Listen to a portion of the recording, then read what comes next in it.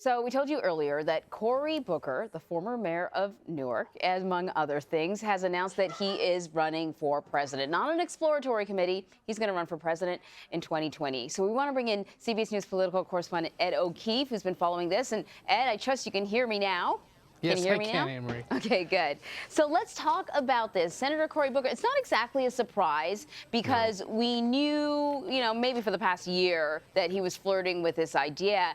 And certainly his profile, it appeared as if he was working on his profile. Certainly at some of these judicial hearings, he had this sort of I am Spartacus moment that we had talked about earlier here on CBSN. We've also seen him take a hard stance against the president. How significant is his announcement to run for president? Well, I think, as you said there, this is somebody who most Democrats have long presumed and many hoped would one day run for president. And that's been the chatter about him since he was mayor of Newark. So it's perhaps no surprise that he's doing it by making it official today, and making it official today on what is the start of Black History Month, which he had signaled was possibly the date that he would start things, and that's what he's doing.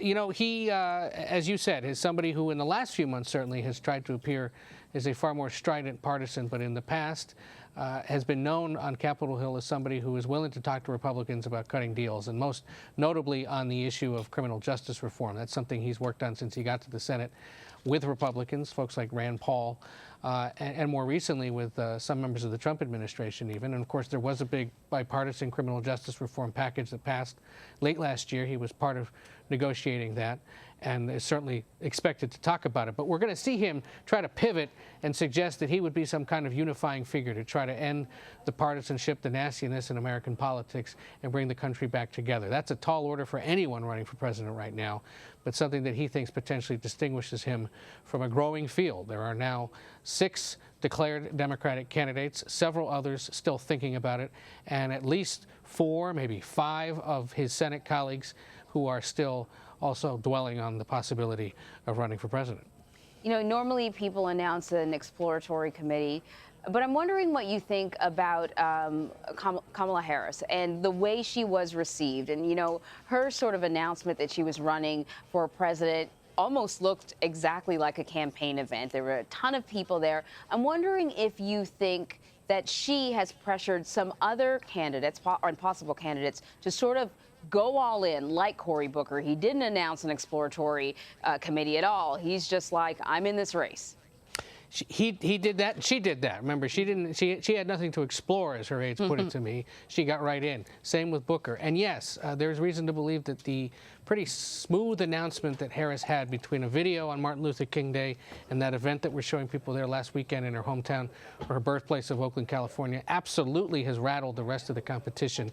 Because not only did she raise more than $1 million in her first 24 hours as a presidential candidate, but then somehow convinced 20,000 people to show up at a rally on a Sunday afternoon in Northern California. Her political base, so perhaps no surprise that people would be drawn to it, but it's going to be mighty hard for anybody else to draw at least 20,000 people to their kickoff event in the coming weeks. And it's something that has certainly caught the attention of other campaigns, people I've talked to who, are trying to make excuses for, well, of course, if you announce in Oakland, the hotbed of liberal Democratic politics, it's no surprise that 20,000 people are available on a Sunday afternoon. But be that as it may, they've seen what she did, and it's been noted.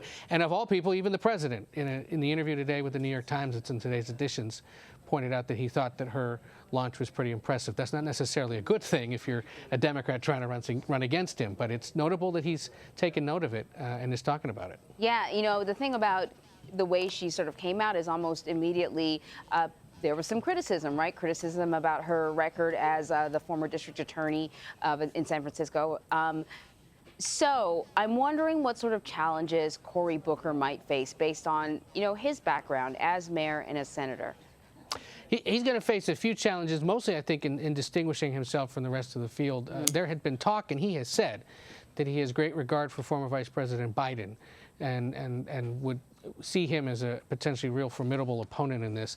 And there were some suggestions over the course of his thinking about it that he might actually stay out if Biden got in. But given that the former Vice President appears to be biding his time and won't get in until maybe later this month at the earliest, Booker seems to have calculated it makes sense to just do this and see where things go.